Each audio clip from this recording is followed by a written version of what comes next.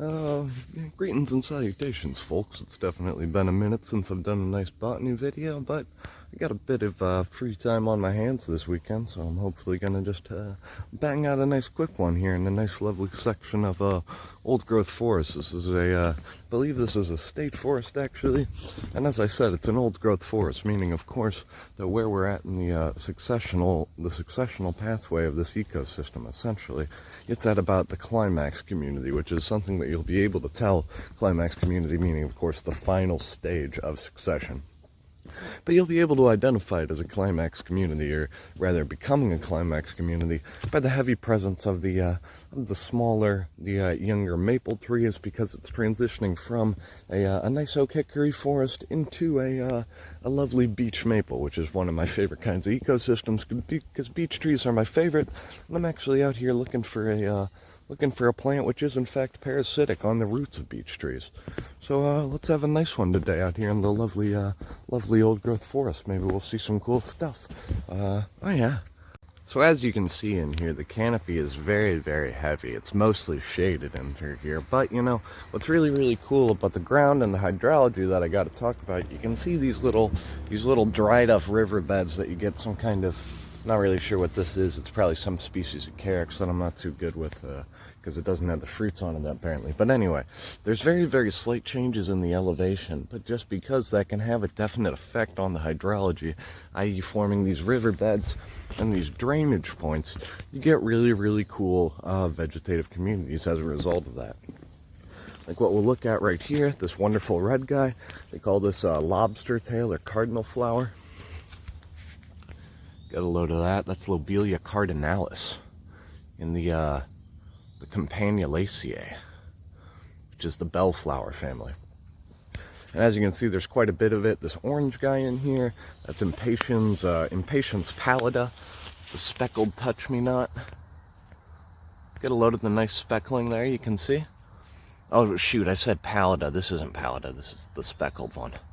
My bad. Pallida's the one that's the more yellow species. This is the other Impatiens. Gonna have to look up the species. There's also Persicaria sagittata, Cinna, arundinacea, that nice grass, La Portia canadensis, which is a lovely stinging nettle species. But yeah, so a lot of the vegetation here. Oh, also we got a species of mimulus. Wonderful little monkey flower. So yeah, it's a lot of like vegetation very similar to what you would get in a wetland, which of course indicates basically that the hydrology here, this is being fed and sustained probably by the rain. It's probably also just a lower point in general with the compared to the surrounding elevation, allowing the water to kind of percolate through this area and have this awesome community just popping up right in the middle of a beautiful forest. Pretty radical stuff, I would have to say. Gotta love some good, gotta love that stuff, man. The nice little depressions in life, because sometimes the depressions, you know, man, when you come out of them on the other side, they're pretty good. Oh, how you like that little metaphor? All right, let's go see if we can get some stuff in. Maybe a less mesic, and this is almost similar to like a wetland that you would get that would like dry up seasonally. But anyway, let's go try to get into some more mature forest. Seeing some beech trees that some jackasses carved up really makes me mad. Oh, look at this. Not much of a mycologist, but you do got to appreciate the fungi in life. Look at those. Absolutely incredible. Alright, gotta love that. This old growth forest, huh? Now, there's a lot of people and they have a very strong negative association when I talk about parasitic plants, just because it's a word with such a negative connotation, and rightfully so. Because in a lot of cases, parasites are, of course, very bad. But in this case, when we're talking about Epifagus virginiana, this wonderful plant in the Orobanchaceae, it's a very wonderful parasite. It's a native species. It's parasitic on the roots of beech trees, and while you do get these absolutely massive clumps of it, you can see all these weird reddish purple guys. That's of course your indication right away that you got probably some parasitic activity, because they of course don't have any chlorophyll, because they don't need it, because there's a jacking from these nice beech trees. Fagus americana, Fagus grandiflora, Fagus americana, not sure. But anyway, let's get a look at the Epifagus, which means upon the beach, essentially is what that's Latin for. There's a bombus pollinating this one. Oh yeah. Hey there.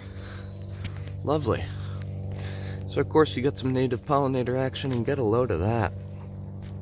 Just an absolutely incredible sort of just an incredible flower. As I said, it's a member of the Orobanchaceae. So like the castelleas and like your bear corn and other such species, it's parasitic, totally achlorophyllous, which is why it's this lovely purple color. Oh yeah, got a load of that. And there is, of course, a ton of it because the beech trees are, of course, very, very populous in this area. So you got a lot of this going on right now. It's a nice light season food source. There's also some pretty big-ass mushrooms in the area, which is very, very neat to see. Not much of a mycologist, though. Do got to appreciate them because they are, of course, very, very cool. But yeah, just an incredible parasite.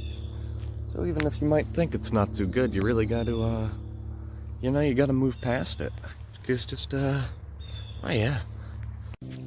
So under the lovely beech-maple canopy, I've just now come across a wonderful species of fern. And a lot of people overlook ferns because they think they're just kind of boring or whatever the hell. But I gotta be honest, I absolutely love a good fern, so that's what we're gonna be talking about. This is a species of rattlesnake fern right here, which is very, very cool. Because you can tell right away, what's really interesting about the fern is because based on the way that their reproductive morphology is set up, it allows you to kind of tell some things about this species, their evolutionary history. You see, you can see right here you got a fertile frond, which is the sexy part that actually is reproductive and produces the spores. And you can see right over there, there's another rattlesnake fern with its spore leaf out that you call that structure right here, call that a sporophyll. It means spore leaf. Pretty easy to get. Try to keep up if you can, you know? But anyway, so this lovely rattlesnake fern, it's from a very, very old lineage of the ferns because it's got these leaves separated in two. Because it, of course, took the ferns a bit of evolutionary time to figure out what the best arrangement for the spori would be. Is it better to have them, say, on a separate leaf, which is, you know, the arrangement that you get in the more basal ferns, or is it better to perhaps have them on the underside of the leaf, which you get in some of the more derived lineages? Very, very cool stuff. Of course, we've got our lovely Epifagus everywhere. Oh yeah, being in this lovely mature forest is doing some good for the mental health. I'm not seeing any St. John's warts, but maybe I'm a bit less depressed even. Oh man, that's a bad joke. And so upon finding these little white guys, I have now decided to restrict the location on my video to make sure that no one can see it. This is Monotropa uniflora. It's a parasitic member of the Ericaceae, the blueberry family. They call it the ghost pipe because, as you can probably tell on the parasitic theme, it's achlorophyllous. It's got no chlorophyll, so it's totally white, which gives rise to the common name of ghost pipe. And this plant is in some parts of its range, it's been over-harvested by kooks and herbalists that use it for whatever, their potions and whatnot, their nonsense healing. You can see these guys are actually late in their phenology. They're producing seeds and whatnot, so hopefully that'll reproduce successfully. There's also a lovely partridge berry, Michella repens, that nice red berry with the opposite leaves right there. Nice and cordate. That's a member of the coffee family and a member of the blueberry family. Remember, if you're ever out in habitat, be respectful. Never poach. Don't be a jackass. Be better than that. Come on now. Thanks. Well, I knew that I'd get lucky if I did at the event, if I continued doing it long enough, but I didn't realize that I would get this lucky. This is a lovely species of some sort of salamander. As I've said before, I'm not the greatest with my amphibians. It's got some lovely blue spotting coloration on there. Hopefully called like a blue spotted salamander or something easy for me to look up. There was a larger one. Look at that. Just an absolute tank. I'm not going to handle these because they're just hanging out and I don't want to disturb them, of course. But you have to be really, really careful when you handle amphibians in general because, you know, if you've got anything on your hands, any DEET or any bug spray or stuff like that, the smaller one's hiding right now. Good for him. But anyway, you got any DEET or stuff on your skin, they absorb it because they've got that kind of mucous membrane around their skin, I believe, which helps to facilitate their breathing. But yeah, so just some lovely native amphibians hanging out in the leaf litter here. Get a nice close up. Oh. So we're coming on in through another moist area, which we can tell by the heavy presence of the jewelweed, the orange touch-me-not, as well as this species of grass right here. This is Cinna arundinacea. You commonly get it in like the floodplain areas of forests.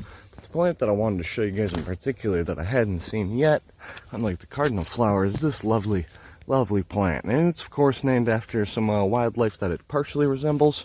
If you turn it to the side and you try to open up the flower a little bit like so.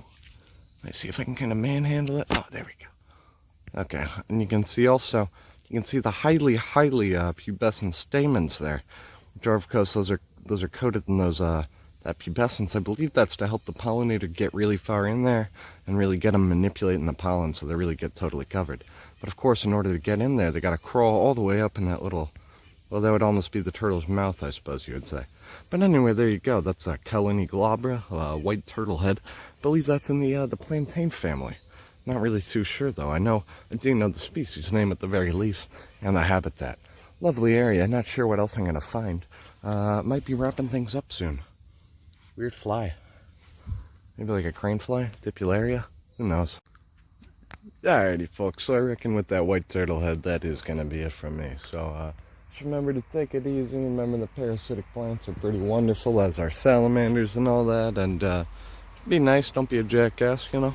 Alright, have a good one.